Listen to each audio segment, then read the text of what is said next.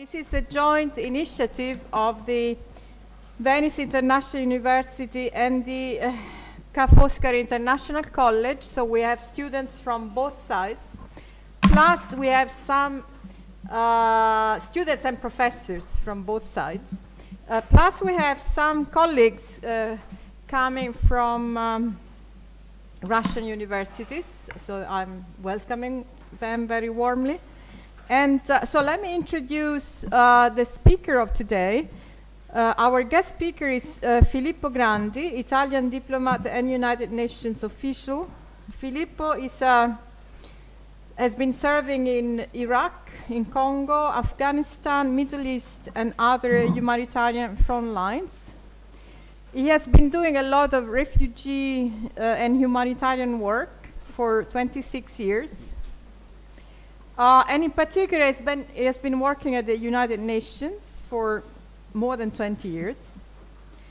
And he has covered many positions, including Commissioner General at the United Nations Relief and Work Agency for Palestine refugees, and the UNRWA Deputy Commissioner General since October 2005. And the UNRWA is a protection and assistance agency for about 4.7 million registered Palestine refugees in Jordan and so on. He obviously has a lot of experience, but on the field, I should say, but also is a senior research fellow of the American University of Beirut, so he also has an academic background. So we're very pleased to have him here, and the thing is going to be a 45 minutes presentation, and then there will be questions following from you and discussion, I hope. So thank you, Filippo, for joining us. The floor is yours.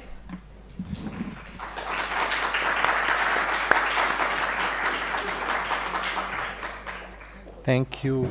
I would like to thank Agar Bogiavini for this invitation and the institutions that run this program, the Venice International University, Collegio Internazionale Ca Foscari. I would also like to thank Professor Cingano, who has been very instrumental as an old friend to facilitate this meeting with you. I just want to say a few things to put me back into perspective a little bit, because I think you have been far too complimentary.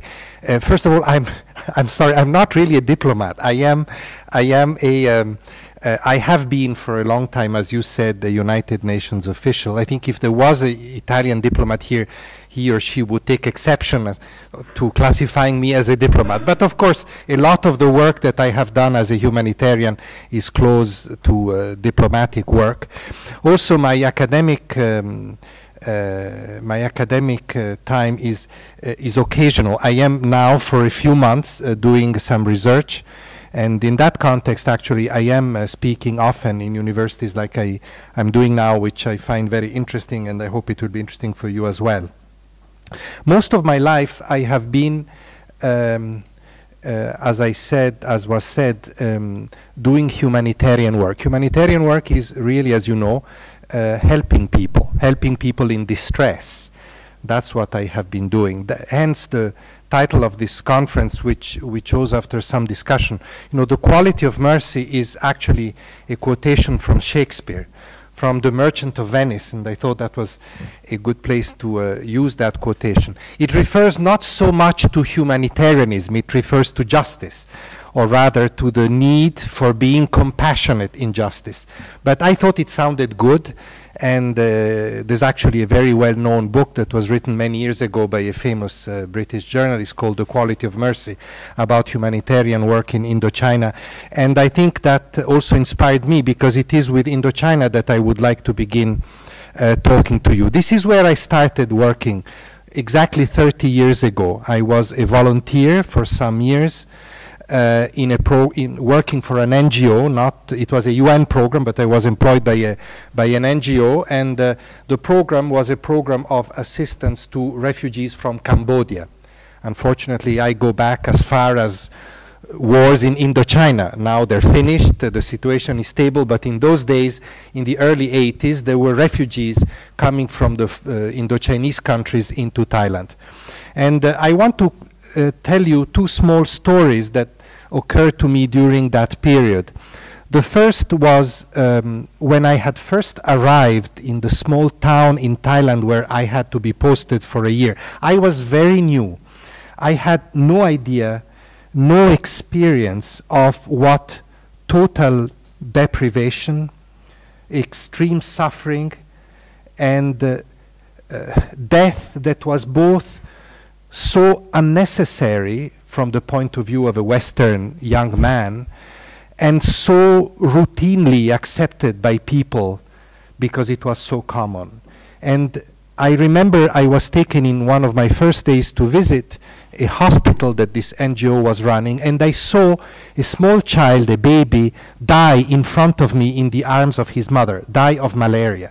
Now this is an experience that unfortunately I had again over the years, but that first episode struck me very much because I somehow had an intuition, I wouldn't say an understanding because it was too early to be so rational about it, but an intuition of how important it was, how the gesture of being a humanitarian, of aid, of helping people, in spite of any other negative aspect or discussion aspect around it, was very important and necessary.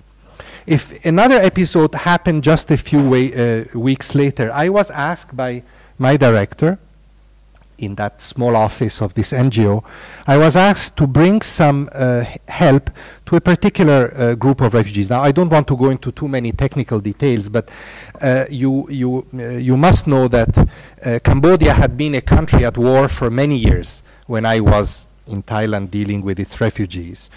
And it had been ruled for a number of years by a very cruel and ferocious regime, that of the Khmer Rouge. You must have read about it or seen movies about it. A very, very harsh regime that, in fact, had the responsibility for the death of millions of Cambodians. It's now defined as a genocide, what that particular regime had perpetrated against its own people. Now, when that regime fell in the late 70s at the hands of Vietnamese invaders, a large wave of refugees left Cambodia, and the people that had perpetrated that genocide, the Khmer Rouge military, fled together with the refugees. So among the refugees that my organization was tasked with helping with food, medicine, and so forth, were also people that actually had committed crimes. So I was asked by my boss to bring some food to this group of people. I objected. I said, look, I feel very bad. These are bad people. And he said, well, how can you tell that? There may be some bad people among them, but there are people also that are probably innocent and that they're just hostage of these people or fleeing with these people. They have no other choice. So if you deprive the bad people of help, the good people, to simplify, would be deprived as well. So I went, and of course I realized how complicated it would be, because when I arrived in this very remote place in the forest where we had to deliver the food, I met some Khmer Rouge military still in uniform, and I asked them whether I could deliver the food to the women and children that were in need, and it was refused by them. And they had guns, they were strong men. I was a 25-year-old kid with my driver, so I just left the food to them and ran back. So what I want to say by this story is that my second intuition after the first one, which was how necessary and important humanitarianism was that humanitarianism was a very messy concept, or rather that choosing to be a humanitarian would put me in situations in which I would have to face dilemmas, difficult choices, and sometimes impossible choices. And that was a very good and correct premonition, because in the years that followed, I was involved in many difficult crises, sometimes by choice, sometimes because I happened to be there, but I was involved in northern Iraq with the Kurds, with the Kurdish refugees during the first Gulf War. I was involved in many crises in Central Africa following the Rwandan genocide.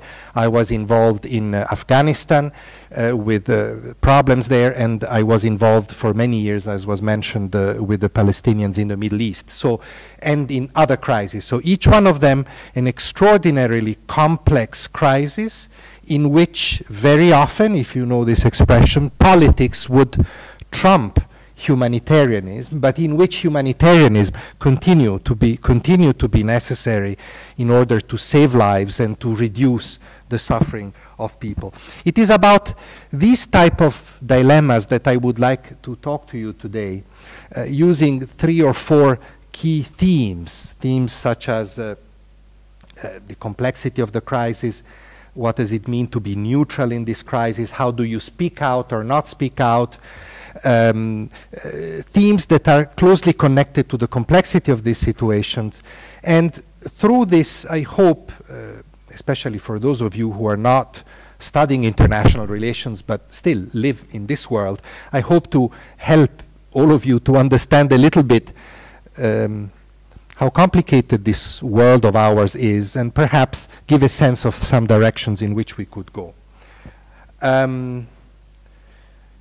After Thailand, I came back to Italy. You know, this is my country, and after some time, I was employed. I joined the United Nations, and I stayed with. I'm still a United Nations official, so most of my career was spent with the United Nations. I'll speak about this a little bit at the end. But what I want to say now, that those were interesting years, and those of you who are my age will, of course, understand this even better.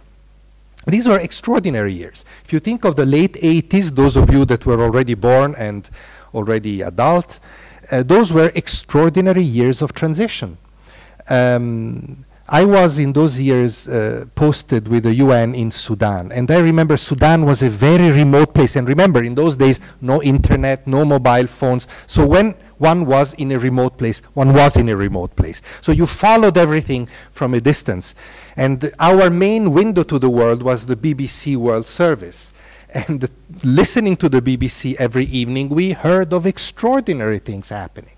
You know, the fall of the Berlin Wall was, of course, the most symbolic and important of these events. But there were many others: the liberation, the liberation from prison of Nelson Mandela, and the end of apartheid in South Africa, the end of many conflicts in Indochina, where I had been before, in Mozambique and in Angola, the progressive end of dictatorships, or most of them in Latin America, the end of the Soviet occupation of Afghanistan, and finally, of course, as I said, the fall of the Berlin Wall and the end of the Iron Curtain and the division of Europe. Those were extraordinary events. And such was the optimism that pervaded the world in those days, something that we have forgotten about now, that I remember that in those long evenings in Sudan, when there was absolutely nothing else to do but to talk with friends, we would sit down and, having a glass of clandestine drink, we would think, well, this is maybe the end of war. This is maybe the end of the refugees that we were dealing with as a refugee organization.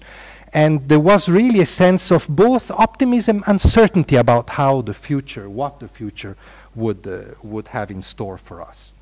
Now, that was our very homemade version of what President Bush, the elder, called the New World Order, that had a very short life, as you know, because very soon after all these events came the first Gulf War. The first Gulf War was a very interesting event.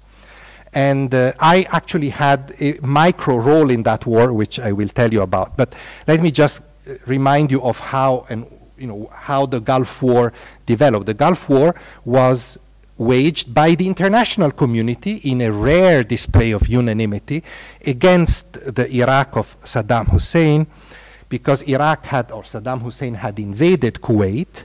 And so there was a coalition, a very broad coalition, supported by UN resolutions, so legitimized from the viewpoint of international law, in order to free Kuwait. And that war, as you know, in a few weeks, succeeded in its immediate goal.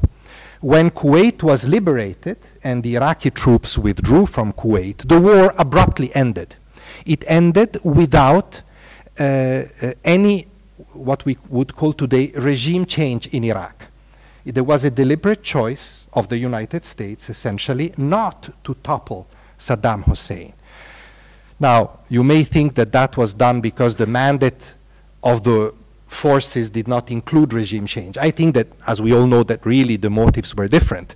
The motives were that the US did not wanted to give a lesson to the regime of Saddam Hussein, but did not want to eliminate it because that regime ensured in the region a certain balance between Iran, already in the hands of the Ayatollah, and between the Arab world.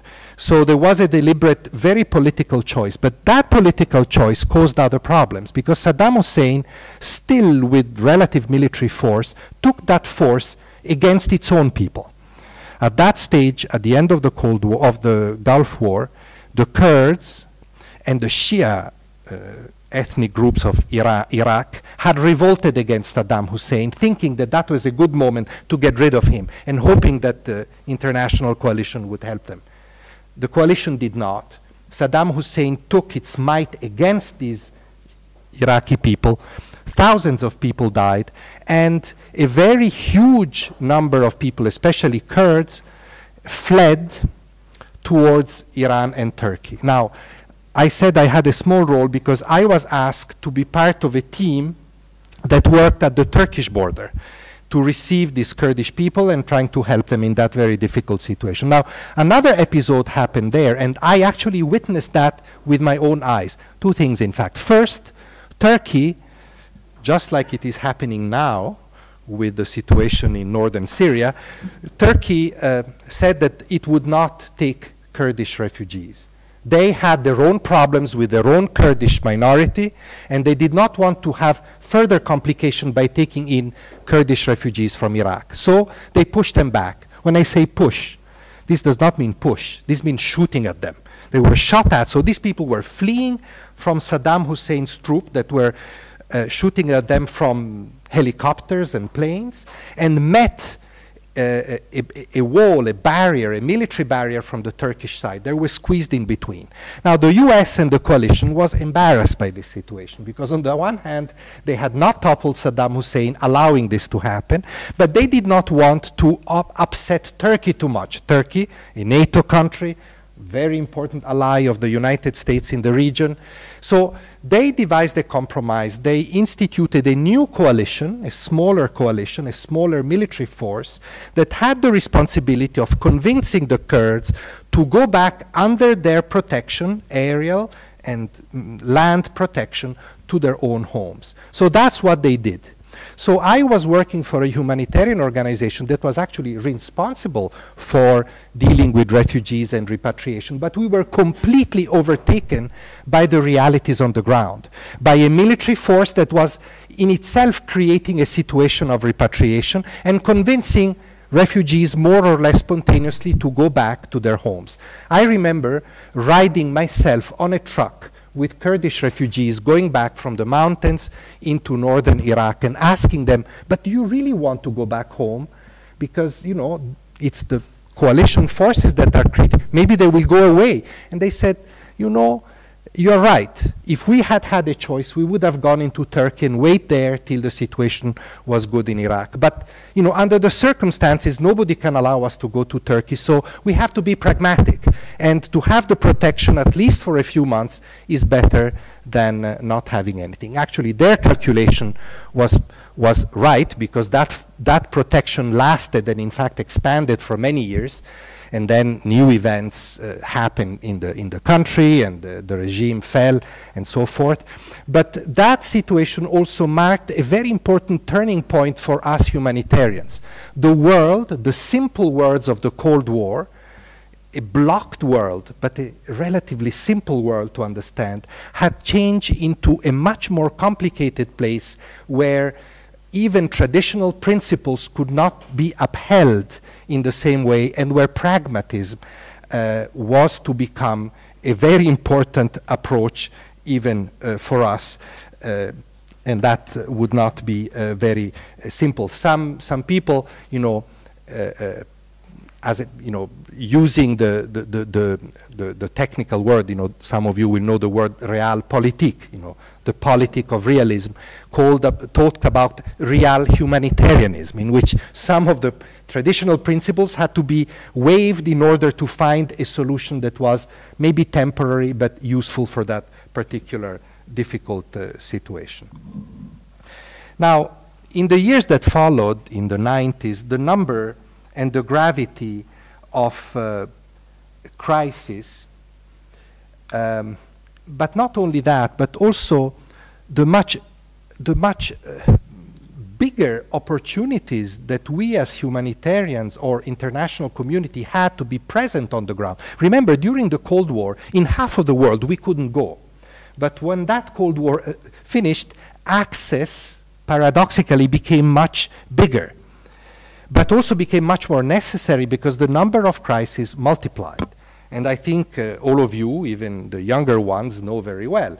After the crisis in northern Iraq, there were crises in Somalia, there were very big and lengthy situations of conflict in the former Yugoslavia, in the Balkans, culminating with the Kosovo crisis at the end of the 90s.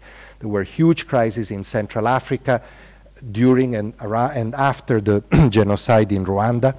There were crises, war and crisis in Afghanistan, again in Iraq about 10 years ago, and then finally, as we speak now, in Syria and Iraq again for the third time, and in many other places.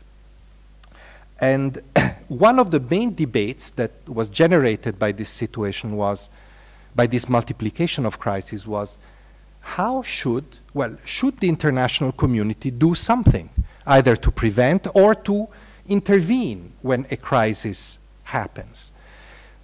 This is a very complex debate because instinctively our response to that question is yes, of course, if people get killed, the world has to intervene. Before it becomes necessary to help them with food and medicines, perhaps there should be an intervention, political and maybe military, to stop this from happening. But you understand, this is not easy. This is not easy for two main reasons. One is that any intervention of one state or group of states into another raises issues about the sovereignty concept that states are very keen on. This is my state. I'm the only one who can decide who comes here or not, but what if I'm the one perpetrating the violations? Then it raised many questions about the safety of this operation. You know, the Iraq military operation, both the war against Saddam Hussein and then the operation in rescue of the Kurds, had been relatively successful. But after Iraq, very soon after Iraq, Somalia happened, where, if you remember or you know, US troops deployed as peacekeeping troops to try to resolve the crisis were actually killed and publicly humiliated on TV. And that was a terrible blow for the United States administration of that time. And following that, an even worse episode happened because the international community did deploy troops into Rwanda before the genocide. But when the genocide happened, the genocide in Rwanda was one ethnic group against the other. When genocide happened, 10 Belgian peacekeepers were killed, and actually the UN withdrew the troops, thus creating a space allowing the genocide, the worst genocide perhaps of the last 30, 40 years to happen in Rwanda. So following the Iraq intervention, some very big failures of intervention occurred. Now that, of course, created problems. I want to go back to my own experience.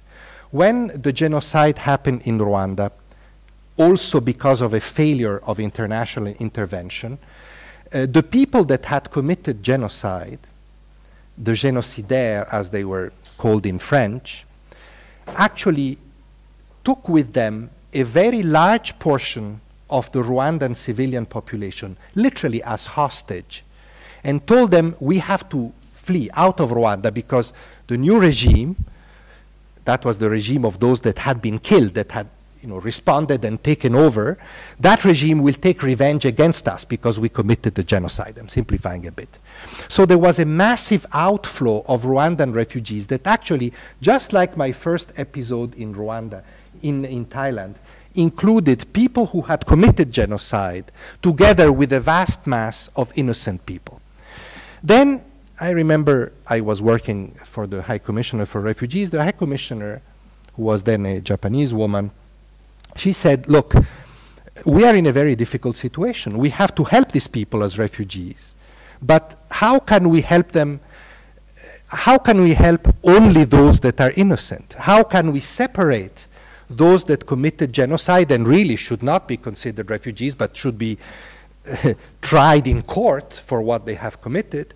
How can we separate them? We have no weapons. We have no military force. We have no political clout as a humanitarian organization.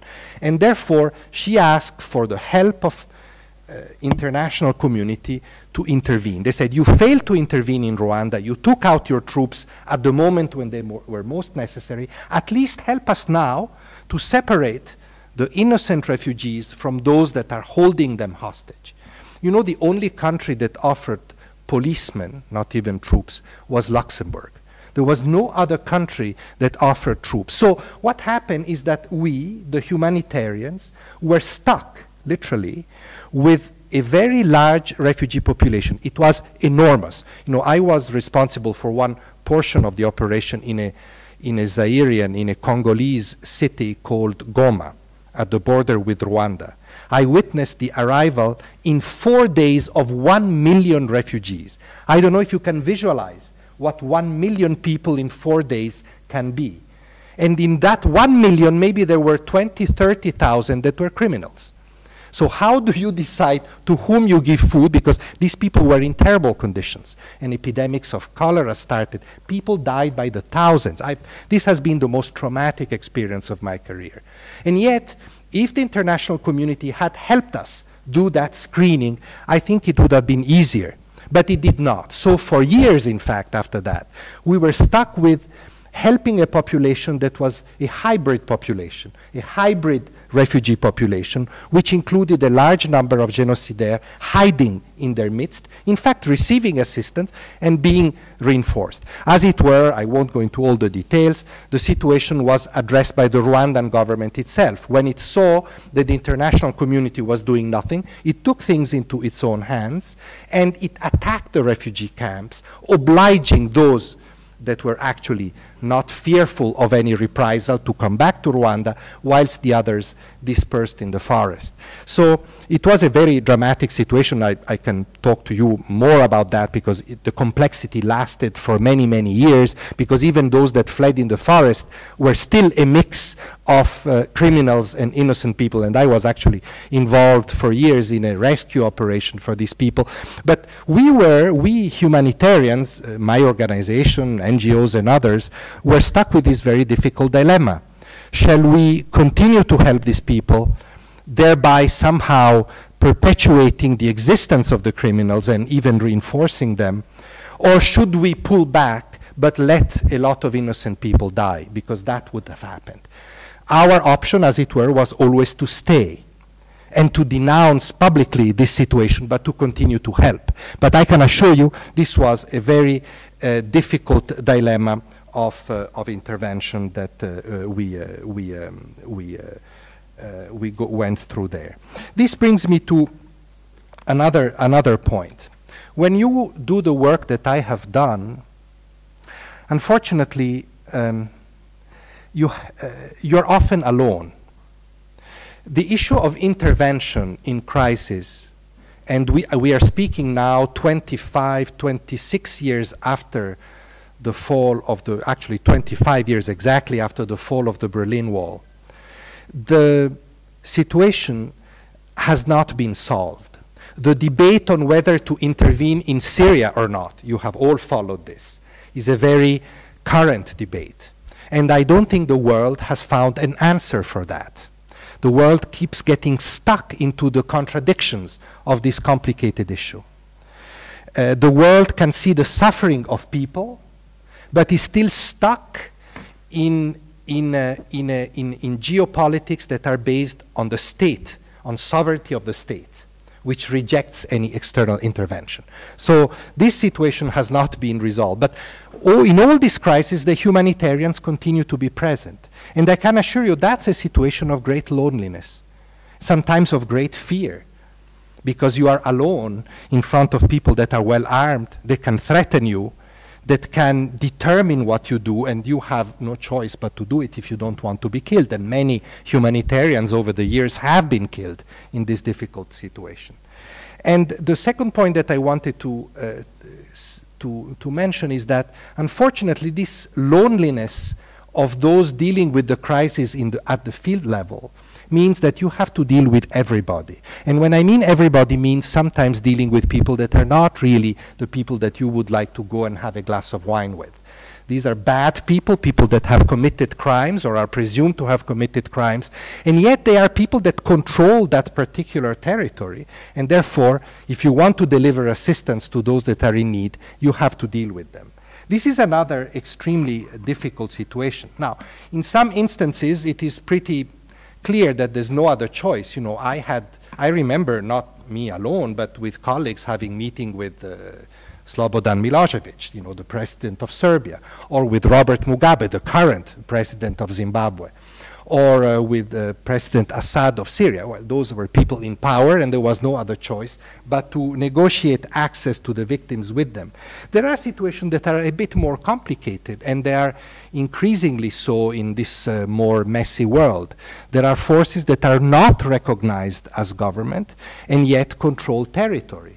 Some say that they are terrorists and show you should not deal with them. Others have an opposite view, because in the geopolitics, they are allied to some and enemies of the others. I'm thinking of the Taliban in Afghanistan. I'm thinking of Hamas that controls Gaza. And I can give you many other examples. I have a conclusion on this one, because I think that there is no choice. There are very difficult questions that this issue of talking to the bad people raises. One question that will resonate with you is, for example, today, should anybody speak to ISIS? You know ISIS, those that control northern Iraq and eastern Syria. These people that cut heads, right?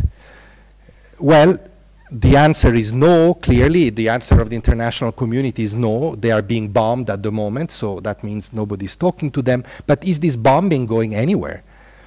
So if it goes nowhere, and if they keep control, and they keep it, they're considered as keep being a threat, should anybody talk to them?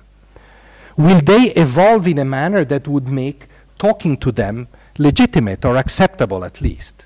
This is a difficult question. And yet I think that if you want to make peace, you know, there's no point. You don't make peace by talking to your friends. You make peace by talking to your enemies, or those that you consider your enemies. And therefore, talking to the bad people, talking to the difficult people, I'd rather not use the good and bad categorization. Talking to the difficult people is something that also the international community has to learn to do better than it does so far. The third point, I have only 4 or 5, don't worry. The third point is another consequences of being in the midst of conflict. You know, humanitarian, the concept of humanitarianism was born not far from here, from Venice. It was born in the mid-19th century in Solferino. Solferino, for those of you who are Italians, Solferino is a place between Venice and Milan, where a famous battle in the Italian Wars of Independence took place. A very bloody battle. On one side you had troops from Piemontese and French troops fighting against the Austrians. That was a very bloody battle, and the Swiss man, Henri Dunant, who witnessed the bloodshed and the suffering of the soldiers, decided to have the first concept of the Red Cross in that battle.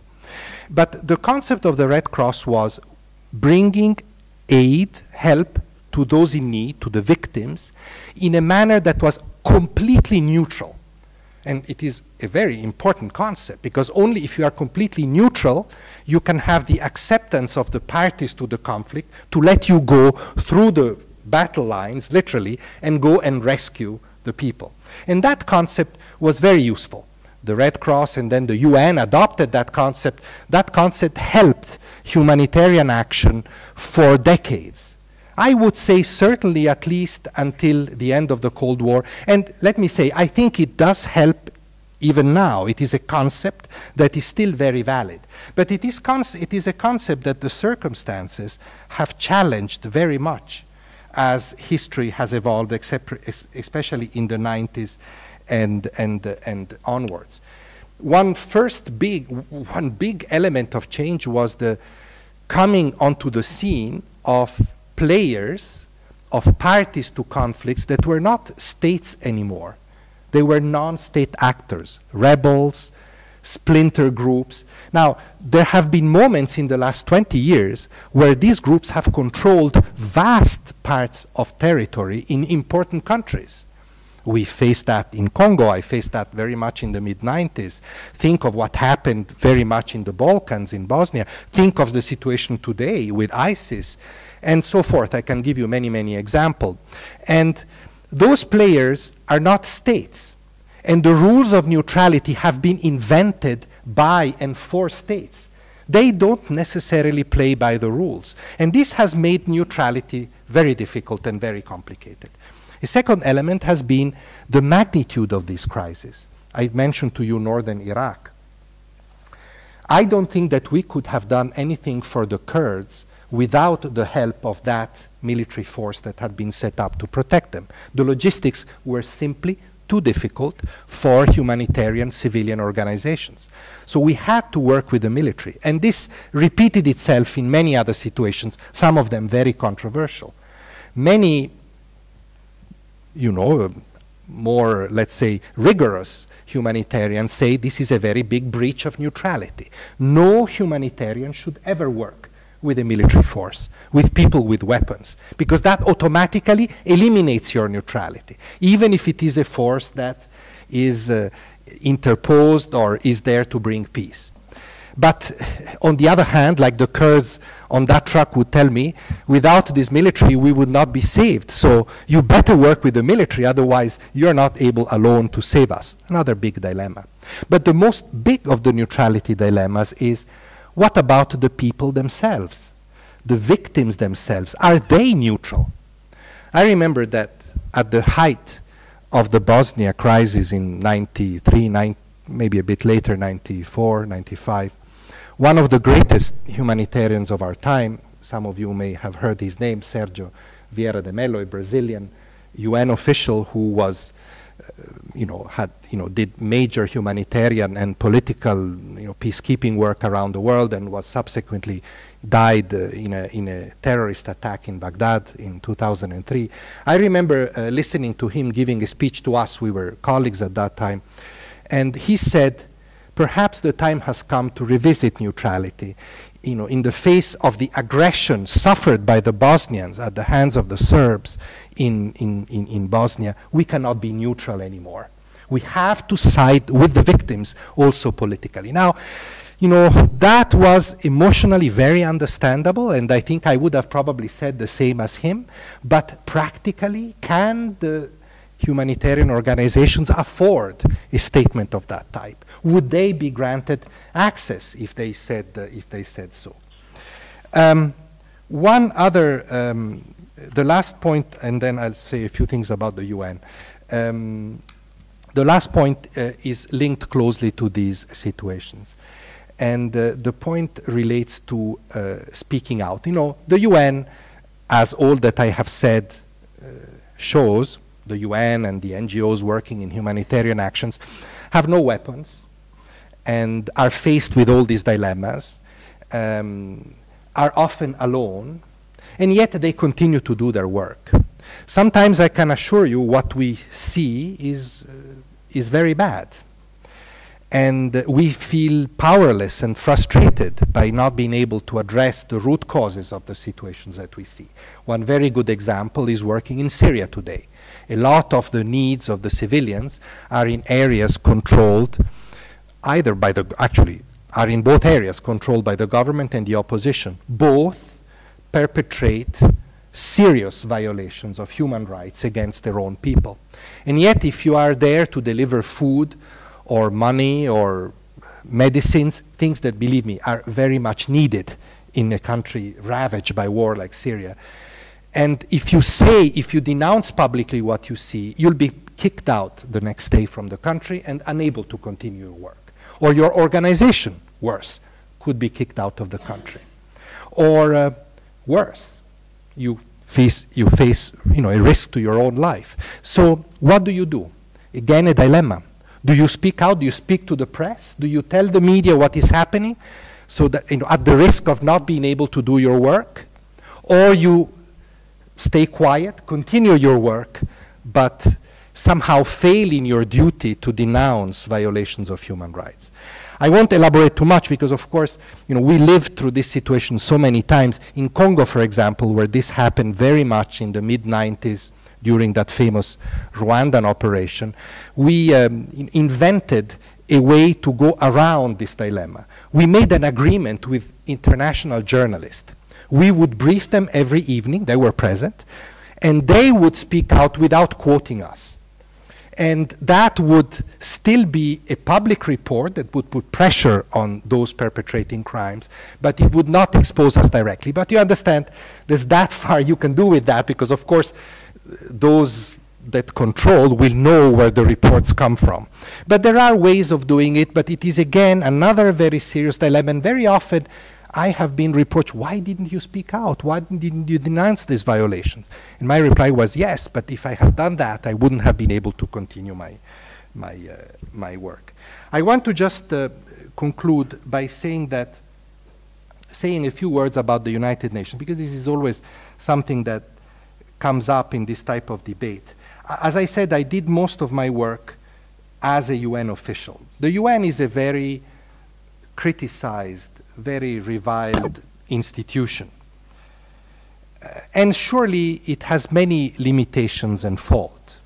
It has a political structure which is completely outdated. The Security Council, which is its chief organ, is designed as was designed in 1945 with the victors of Second World War. Doesn't take into any account all the new emerging big countries that could have a useful say to make it more representative. It is too large and often too bureaucratic. This happens in most public services. The UN is not exempt from that.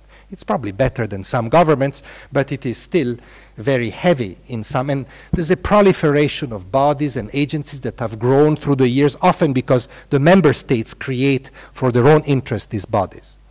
But at the same time, I think that the UN still has a lot of important assets. First of all, it is still, whether you like it or not, the most legitimate of international organizations, the only one that represents all countries. And that is very important when you decide, for example, on the legitimacy of intervention. If the intervention is allowed by NATO or endorsed by NATO, it will be endorsed only by a small number of Western countries. The UN carries a legitimacy which is more difficult to achieve in terms of consensus, but it is then stronger to defend. This is why I strongly believe that the first Gulf War, and to an extent the intervention in Afghanistan in 2001, were legitimate from the point of view of international law. But I also as firmly believe that the second, the invasion of Iraq in 2003 was illegal from the international point of view, besides the fact that it caused so many other problems. So this is an important consideration. The second one is that, of course, the UN, many parts of the UN, not the political context of New York, but its agencies do a lot of important work, practical work with children, with refugees, with in situation in which food is needed, with AIDS, also in normative terms. in regulating medical protocols or labor laws. You know, the UN does a lot of unknown work. You see perhaps the most visible ones, but there is a lot of other work that is done, which is still very important, and only the UN with its legitimacy can do it.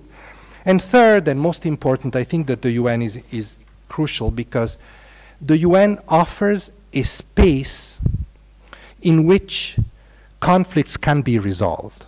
The best space in which conflicts can be resolved. You know, I always say that the UN is a fundamentally weak institution. But that weakness is also its strength. Because the parties to the conflict are strong, but they need an empty space to go in, leave out their baggage and talk. And the UN can offer that. And that's why it's so important that the UN is able to talk to everybody, so that that space can be offered. No war can be resolved otherwise. I do think that the UN has very serious problems of renewal. It has to be, in a way, revisited. You know, the Charter of the United Nations starts with "we the people of the United Nations." And I think that perhaps in that first line, we should draw the inspiration that we need. The UN, especially in an age in which states matter, but the people matter in other ways, through new ways of communicating, of being connected to each other. The people has to reconnect with the people, as the UN has to reconnect with the people, and it will resume that that significance that it had in 1945 when it was founded. And I hope that they will come. I still believe it can, and I continue to be a believer. I'll stop here, and I'll be happy to take questions. I hope I wasn't too long. Thank you very much.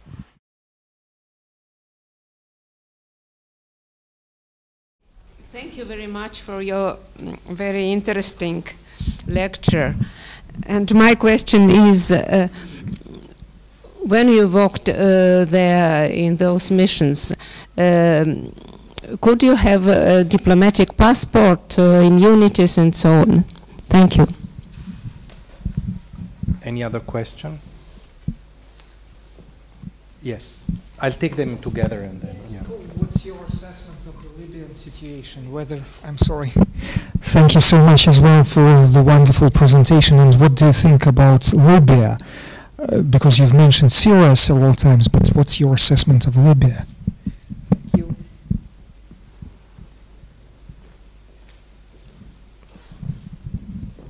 So let me think of other questions meanwhile. You know, the answer to this seemingly small question, but actually it's an important one, is whether we have any immunity. Now, you see, there is something that I don't know how much it was conveyed through what I said, but I want to convey it now. When you are out there, like I was as a young kid in the Thai forest with the Khmer Rouge soldiers in front of me, and then I was in many other situations, even as a much more senior UN official. Yes, you may have all the documents in the world, but you are very much alone with dangerous and difficult situations and people who don't care about what you have. Now, having said this, of course, your question is important, and yes, as a UN official in particular, you don't have a diplomatic passport, but you have a UN passport that carries some you know, immunity or some protection, and therefore, you know, you're not as protected as a diplomat, but almost. But what I want to convey here is that that protection, unfortunately, ceases to be meaningful when you're out there. Now, of course, if you are in front of a rebel group or a group that doesn't observe the rules, or sometimes government, and something happens to you, it's important that you have that immunity, because later on you can blame that group or that state for having broken the immunity. So it gives you additional leverage in following up. But when you are out there, you don't think about that. And you know that you are pretty harmless, that even from the legal diplomatic point of view, you don't have a lot of protection. By the way, I didn't say that, but sorry to extrapolate a bit from your question. This lack of protection in messy situations is one of the key reasons why intervention has been so difficult, especially military intervention. You have certainly noticed that at the moment, ISIS is being bombed from the sky. There's no troops on the ground, no international troops. I think after Somalia, Rwanda, and so forth, the fear of governments, of the reaction of their public opinion if soldiers deployed to Africa, Middle East, etc., are coming back to their country in a body bag, dead. The fear of those images on TV is so big that lack of protection applies also to soldiers sometimes, that they rather not have an intervention than have it in conditions where absolute protection is not granted. On Libya, I didn't talk about it because I have to be honest, it's not really a situation I know very well. Libya was, look, I'm not a big expert, I am a bit hesitant, but there was a certain legitimacy in the intervention, in the international military intervention in Libya. But if I recall, the countries that took that initiative, essentially Britain and France, had made it very clear in order to lobby for support in the Security Council that it would be an intervention not aimed at changing the regime, but aimed at solving the situation, the conflict between rebels and government that prevailed at that particular point, if you remember, with Libya cut into two parts between Benghazi and Tripoli. Now, we can discuss whether that intention was sincere or not, because obviously the intervention led almost immediately to regime change and actually to the killing of Gaddafi. I don't know if we can really mourn Gaddafi too much, but certainly it was an intervention that went beyond what it was originally meant for, and I'm not so sure that that intervention in its plans included what to do when Gaddafi had fallen. This is what happens over and over again. Now, let's leave aside for a moment the question of legitimacy of this intervention. But still, even if they're not legitimate, at least, I always think, have a plan. If you topple Saddam, what's happening after Saddam is gone? I'm not suggesting Saddam is good. You know, I lived in Iraq under Saddam. I know how people were terrified and how people were killed and tortured and imprisoned. It was awful, that regime. But what happened after, when he left, was not much better. And plus you had conflict, war, uncertainty, insecurity that continues to date. So what was the plan there? That was the big failure. What was the plan? And a lot of what is happening today in northern Iraq with ISIS and in eastern Syria, a lot of what is happening in Syria is the result of bad planning at that particular time. And you know, both in Iraq and Syria, if in Libya and Iraq, if I can draw that parallel again, the Americans and others decided that it was important to dismantle completely the military apparatus of the dictator that had been toppled. Well, is that a good idea? That means leaving no military apparatus at all in a country. I remember when the Americans decided that the Ba'ath Party, which was the organization of Saddam Hussein, had to be completely dismantled to finish his regime. That's when insecurity started in Iraq. Instead, it would have been perhaps more prudent to have a slower transition plan, utilizing people that were trained, and maybe many of them probably would have been happy to enter a more regular army, well-trained and well-armed, and contribute to the security of their own country. This didn't happen, no plan, and the mess is incredible. 11 years, and in Libya, 2-3 years after the end of that regime. Yes.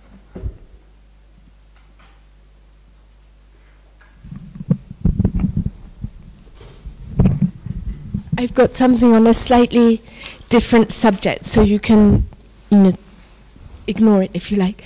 I work on safeguarding Venice, the future of Venice, and something you said right at the beginning struck me very much when you said that when you were there in Thailand in the early days, and you saw on the one hand this totally unnecessary suffering, and on the other hand it was so routinely accepted. And in Venice we have exactly the same situation with the lagoon and the big decisions that are being made over our heads, not just because the lagoon is a lovely place to go and there's a few fishermen and things, but it's actually vital to the survival of Venice. And the other thing that you said, how you don't make peace by talking to your friends, and I get nowhere, spending day after day talking to the other environmental groups, but you have to actually engage with the difficult people, and maybe you have some experiences that you want to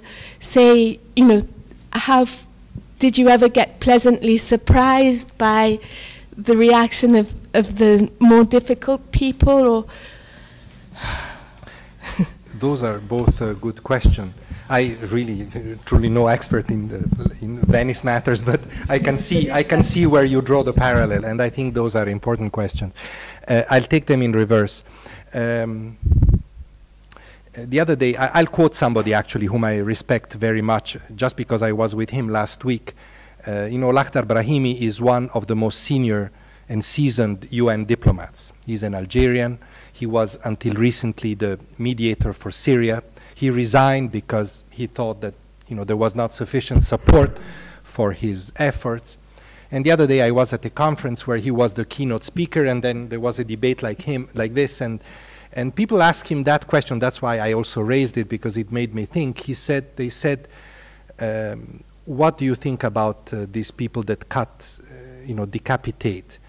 Should we talk to them about peace? The question I raised earlier was asked by him, and he made some interesting remark. He said, first of all, don't worry too much, because now even if you did want to talk to them, they wouldn't want to talk to you. So that solves the question for at least some time. And maybe this is the case with some of your polluters or whoever is ruining the lagoon here.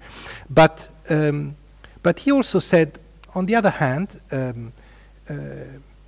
in a few months and few years, if these people really want to do what they say they want to do, which is to establish a caliphate, a state or a community of states, the caliphate is a broad concept, they can't really not talk to anybody themselves. They themselves will be in the need of talking to people.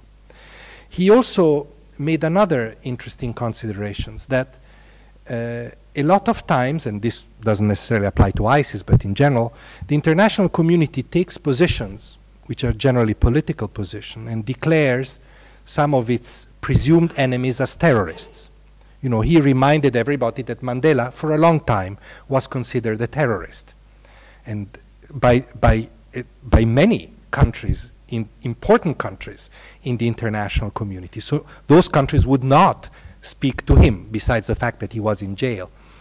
And yet, Mandela is the closest thing we have to a secular saint in our world today. Not only people spoke to him afterwards, but he became somebody that became a paragon. So what I want to say here is that talking to the people that are difficult is possible, necessary, and on their side, sorry, let me put it that way. You have to make sure that they have an interest in talking to you. That's the very important thing. That's my experience dealing with difficult people. And sometimes the interest is immediate, but sometimes you have to talk to them about long-term interest, legitimacy. Look, take a difficult case. I didn't raise it on purpose because I know how controversial it is. I worked many years with the Palestinians. And my organization, UNRWA, had a very big operation in Gaza. Gaza, since 2007, is under the control of Hamas. Hamas is a movement that is not recognized by the Western countries. In the US, in Israel, of course, and in the US and in most of Europe, it is considered a terrorist movement. So we were told as the UN that we could not speak to them. Now, I objected to that. I didn't make any judgment on their terrorist or not, but I said, I have an operation worth $500 million in Gaza. I cannot not speak to the people that are in charge. But then, of course, that's to convince those that wanted me not to speak to Hamas. Then I had to go to Hamas and convince them of behaving in certain ways.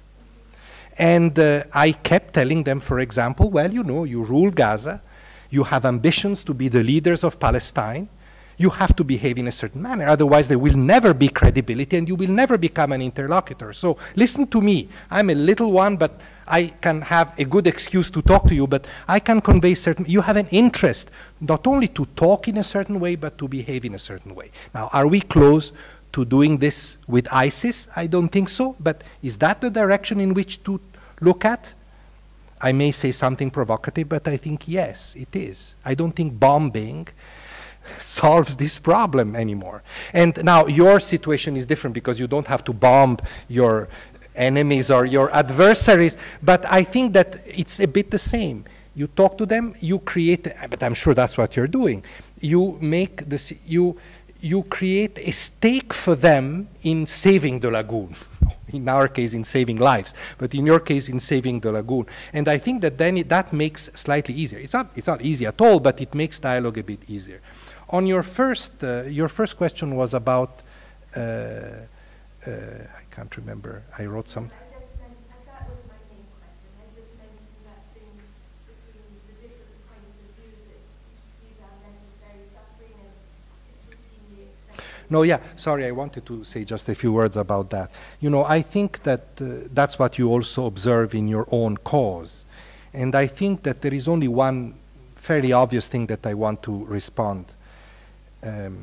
I think that the minute you stop being upset, angered, anguished by what you see, then you better change jobs and do something else. Not deal with the lagoon or me not dealing with humanitarian crisis. You have to, you see, compromises are important, especially if you want to foster dialogue, and sometimes difficult but important, but they should never prejudice your fundamental principles and your ability to be indignant about bad things, if you see what I mean. Once you lose that power of being upset, which I'm happy to say I have maintained over the decades, once you lose that, I think something has gone wrong within you. There's nothing, you know, this can happen, but then you better take a break, take a pause, do something else at least for a while, because that capacity is fundamental in giving you the passion, the energy with which to tackle situations that are very complicated. I think the same is valid for your cause. I wanted to know from our students whether you're scared off by this talk. Whether this talk scared you to death, or I hope not. where you think this is, you know, something that it's worth the challenge or is worth the, you know, the effort. So anyone wants to say something? Gabriel.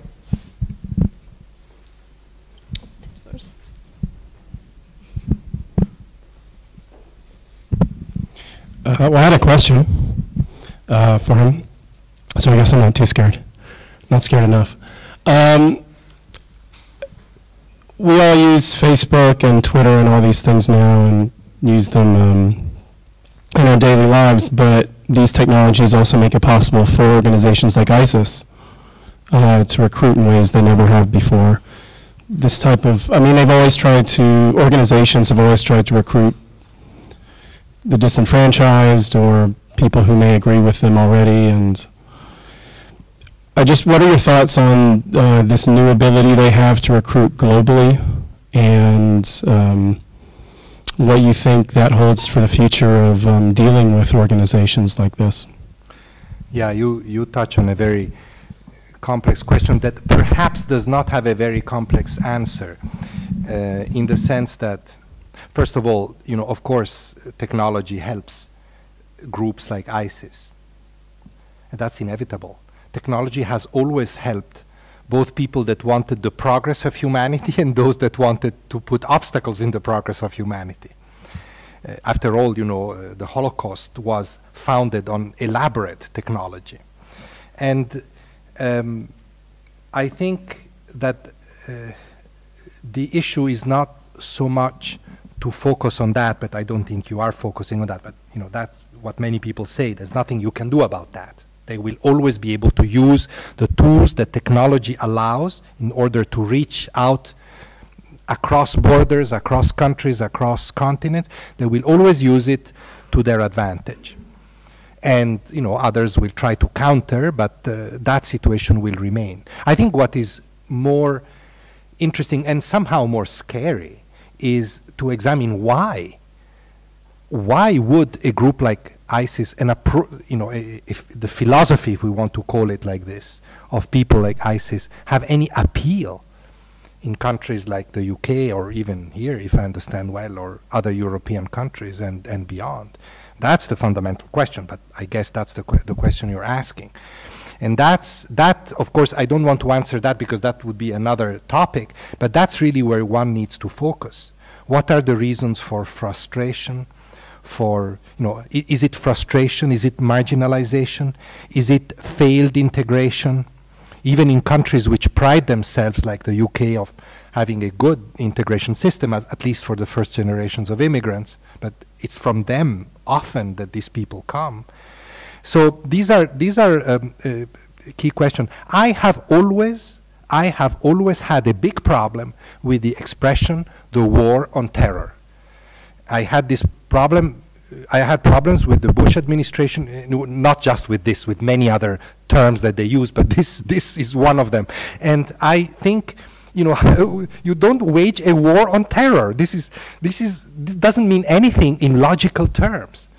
I think that when terrorism happened, because I didn't mention this in my talk, but you see, I think in my own lifetime, which now spans almost 6 decades, the two fundamental events were the fall of the Berlin Wall and September 11, in terms of how they changed the world. Now, the Berlin Wall offered huge possibilities. September 11 was quite the opposite. It narrowed down. September 11 was, I think, the end, the very, very end of that enthusiasm that had started in the late 80s. It was the final disappointment, and forces that did not want the world to change that much took that as a pretext to impose rules and restrictions and frame that whole situation as a war on terror. That's a mistake. Nobody took the time to say instead, why terror, if we want to call it like that? And in this case, why recruitment in these countries? That's the key question.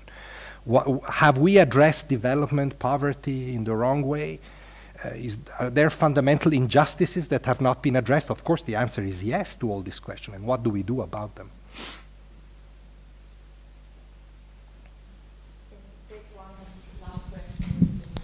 Okay, so first of all, thank you so much for your inspiring lecture.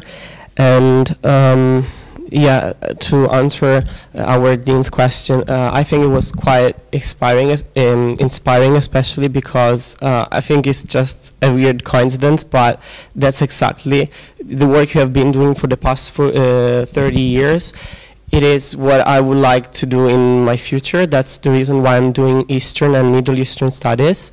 And before this, I went to a United World College for 2 years. And I'm really into the issue of Palestine, and I've been working with small NGOs or even actions with Amnesty International. And my question is, I have a short preamble before. I think that the major problem in the Palestinian issue was the partition plan, and so in a sense it was made from, it was made from the UN, so I think the problem in this case was actually made from the UN. And so my first question is, how can the UN solve the problems that it has itself made in the sense of the partition, starting from the partition plan, and then what are the main challenges and obstacles towards an effective humanitarian action in the occupied territories of Palestine, according to you and to your work experience? Thank you. Each one of these questions requires another lecture, but I'll try to be very short. First of all, I want to make a comment to your first point, that you want to do the work that I have done for 30 years. Well, I envy you very much that you have 30 years ahead of you instead of having 30 years behind you like I have, because I think it is still very fascinating. Now, I'm not so sure I would recommend you to devote your time to the Israeli-Palestinian question, which is likely to go on for more than 30 years. But nevertheless, I understand. I have spent almost 10 years of my own life dealing with it, and it is very fascinating and addresses us deeply, us Europeans, us Westerners as well, not just people involved in the conflict because of all the multiple historical, cultural, religious links that we have with that region. I don't know if the partition plan is the fundamental problem. You know, when you have, I'll try to extrapolate also to make it a bit more general. When you deal with these very, very, very complicated conflicts, like, you know, Bosnia, like the Balkans, like Rwanda, and you start going back, trying to find when it started, you go back so far that you lose it. You know, because one would say, what about the Balfour Declaration, when, you know, the Foreign Secretary of Britain in 1919 said there has to be a solution in Palestine to the state for the Jews.